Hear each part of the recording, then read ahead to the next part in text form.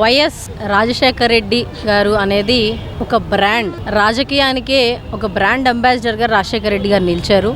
మరి ఇవాళకి కూడా రాజశేఖర రెడ్డి గారి ఆశయాలు, రాజశేఖర రెడ్డి గారి యొక్క ఆలోచనలే ఆంధ్ర రాష్ట్రంలో ముందుకు వెళ్ళాలి అని చెప్పేసి ప్రజలందరూ కూడా కోరుకుంటా ఉన్నారు. మరి అదేవిధంగా జగన్మోహన్ రెడ్డి గారు కూడా గత 5 ఏళ్ళు తండ్రి ఒక్క అడుగేస్తే తనయుడు 4 అడుగులు ముందుకేసి తండ్రికి మించిన తనయుడు అని చెప్పేసి పేరు తెచ్చుకున్నారు ప్రజల సంక్షేమం చేయడంలో.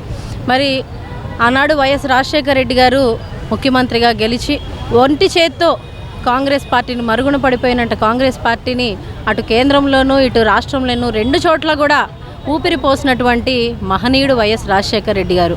మరి రాజశేఖర రెడ్డి గారు పాదయాత్ర చేసి ఆ పాదయాత్రలో ప్రజల యొక్క కష్టాల్ని తన ఎజెండాగా మార్చుకొని, మేనిఫెస్టోగా మార్చుకొని ప్రతి ఒక్కరికి కూడా పేదవారికి నేనున్నానంటూ మాటిచ్చి ముఖ్యమంత్రిగా గెలిచిన వెంటనే అనేక సంక్షేమ పథకాలు ప్రజల బాగోగుల కోసం, అక్క చెల్లెమ్మల కోసం రుణాలు మాఫీ చేయించడం కానివ్వండి, అలాగే మరి రైతన్నల కోసం రైతు రాజ్యంగా మారాలి మన ఆంధ్ర రాష్ట్రం అని చెప్పేసి రైతన్నల కోసం వాళ్ళ యొక్క భూములు సాగు చేసుకోవడానికి కొన్ని వేల ఎకరాలకి సాగునీరు అందించి ప్రాజెక్టులు వేయించి సాగునీరు అందించినటువంటి అపర భగీరథుడు మన వైఎస్ రాజశేఖర రెడ్డి గారు అని మనం చెప్పుకోవచ్చు. మరి ఆనాడే డాక్టర్ విద్యను అభ్యసించినటువంటి మన రాజశేఖర రెడ్డి గారు హాస్పిటల్ ఏర్పాటు చేసి ₹1 వైద్యం చేసి మరి రూపాయి డాక్టర్ అని కూడా పేరు తెచ్చుకొని ఆరోగ్య ప్రదాతగా మారి ఆ రోజు ముఖ్యమంత్రిగా గెలిచిన తర్వాత ఆరోగ్యశ్రీ పెట్టి ఎంతోమంది పేద ప్రజలు చనిపోకుండా మరి ఆరోగ్య వ్యవస్థను బాగు చేసే విధంగా మరి కాపాడినటువంటి మహనీయుడు వైఎస్ రాజశేఖర రెడ్డి గారు.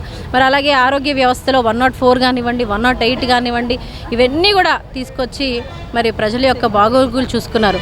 అట్లాగే మరి విద్యార్థులు ఎక్కడా కూడా పేద విద్యార్థులు చదువుకోలేకపోతున్నామని బాధపడకూడదు, కార్పొరేట్ విద్యని పేద ప్రజలకు కూడా అందించాలి అన్నటువంటి ఒక మంచి సదుద్దేశంతో మరి ఫీజు రియంబర్స్మెంట్ పెట్టి ఆనాడే పేద పిల్లలందరూ కూడా చక్కగా ఫ్రీగా విద్యను అభ్యసించేలాగా చూసుకున్నటువంటి వ్యక్తి వైఎస్ రాజశేఖర రెడ్డి గారు. ఇలా చెప్పుకుంటూ పోతే మరి సాగునీరు ప్రాజెక్టులు కానివ్వండి, అలాగే విద్యా వ్యవస్థ కానివ్వండి, ఆరోగ్య వ్యవస్థ కానివ్వండి, రైతుల వ్యవస్థ కానివ్వండి, ప్రతిదీ కూడా ఎంతో ఇదిగా ఆలోచించి ప్రజల కోసం ఒక్క మాటలో చెప్పాలి అని అంటే మనసు ఉండాలి కానీ ఎంతటికైనా ముందుకెళ్ళచ్చు, పేద ప్రజలకి ఎంత సేవ అయినా చేయొచ్చు అని చెప్పేసి ఒక రాజశేఖర రెడ్డి గారి హయాంలోనే మనం చూడగలిగాము. మళ్ళీ ఈనాడు జగన్మోహన్ రెడ్డి గారి హయాంలో గత 5 ఏళ్ళుగా మనం అది చూసాము. మరి ఇప్పుడున్నటువంటి పరిపాలన చేసేటువంటి కూటమి నాయకులు ఎక్కడా కూడా ఆ విధంగా పరిపాలన సాగించట్లేదు. కేవలం వారి యొక్క ఎజెండా, మేనిఫెస్టో అంతా కూడా గ్రాఫిక్స్కి, పేపర్లకి మాత్రమే పరిమితమైంది.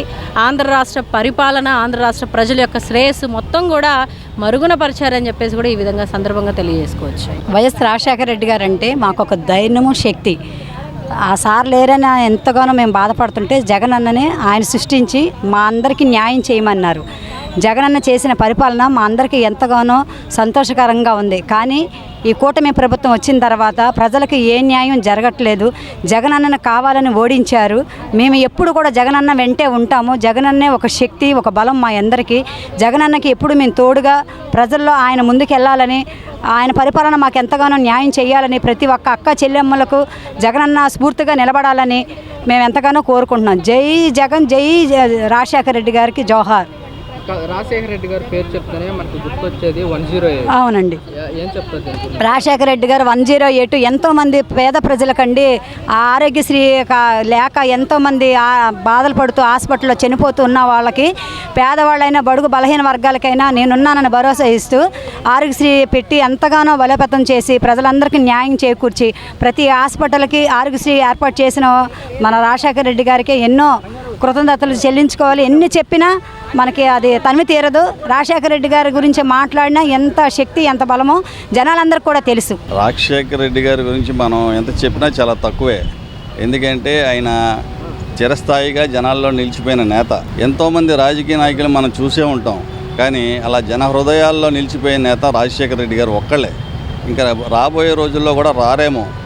ఎందుకంటే మీరు ప్రతి కుటుంబంలో చూసుకుంటే ప్రతి కుటుంబానికి ఆరోగ్యశ్రీ కానీ, ఫీజు రియంబర్స్మెంట్ కానీ, ఇవాళ లక్షలాది మంది పిల్లలు గడిచిన 20 సంవత్సరాల్లో ఇంజనీరింగ్ చదువుకున్నారంటే, ఎంతోమంది ఇంజనీర్లు వచ్చారంటే కేవలం రాజశేఖర రెడ్డి పుణ్యమే.